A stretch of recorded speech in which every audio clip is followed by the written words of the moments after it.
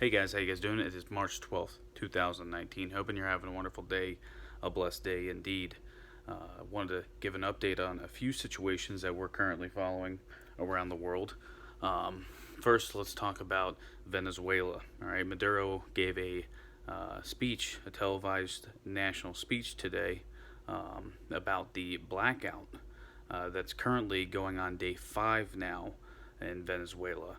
And he blamed the United States of America, stating that they launched an EMP attack and are currently launching an EMP attack against Venezuela. All right.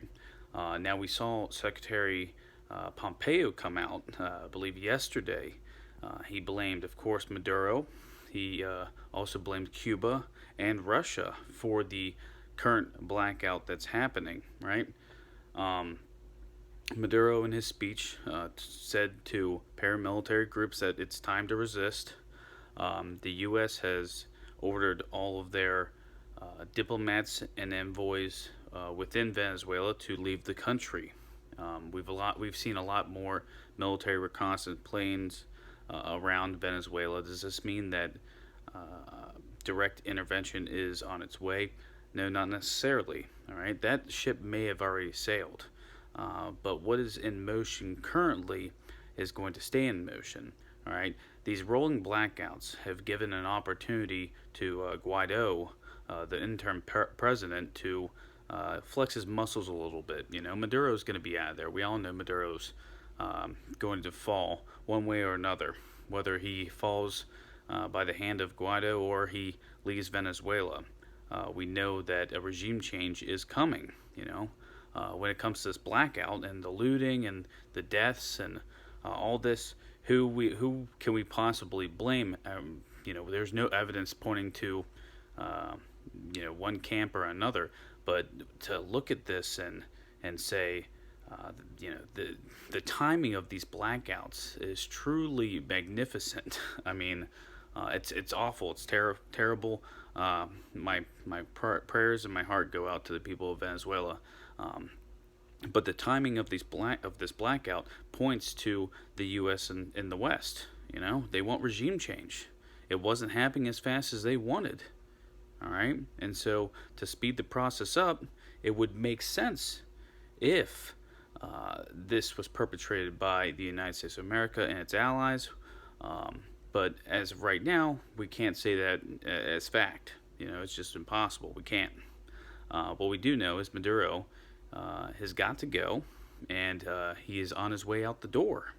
Okay, and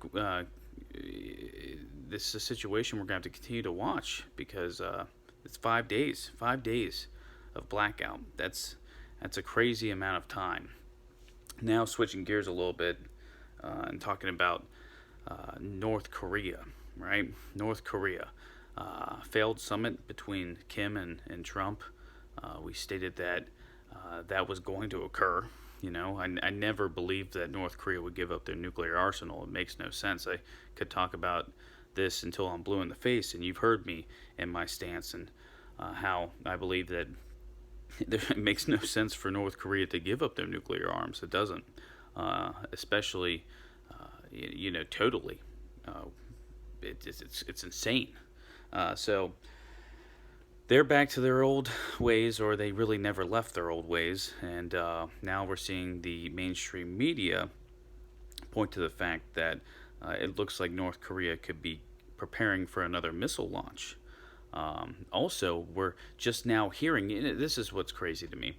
We have spy agencies in Seoul, South Korea, and we have the U.S. military, U.S. intelligence coming out and stating, oh, they've been producing uranium before the second summit even began. They've been working on missile parts. They've been rebuilding missile pads before the summit in Hanoi.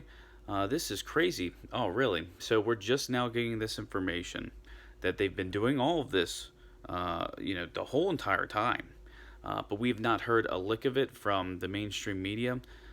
This is why I don't trust them as far as I can throw them, because it makes no sense. If we had this information, we will have put it out. Now they're stating North Korea has been doing all of this behind our back this whole time, and they've known it this whole time. Oh my gosh, it's crazy. It's insane. The fact of the matter is, North Korea isn't going to denuke. That was never in the cards. It's just not going to happen. Looks like we might be prepping for another missile launch from North Korea. It looks like that they are continuing to build nuclear arms, nuclear weapons, and it looks like we have two options: either the military option, which Bolton would love to use, former Ambassador John Bolton, always looking for a war out there.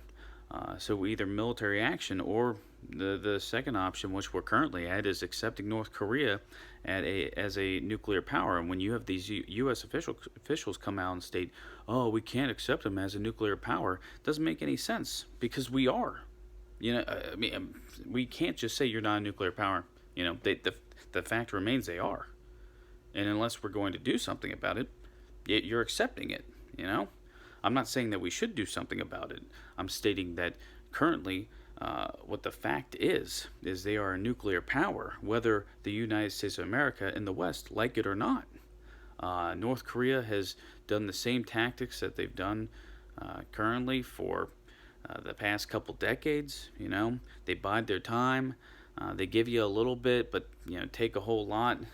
They give you an inch and then they go a mile. And past administrations have been duped. This administration seems like it's being duped.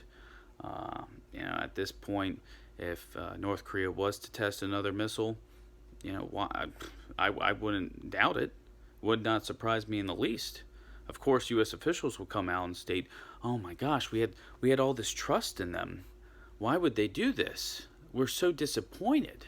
This is crazy. It's stupid."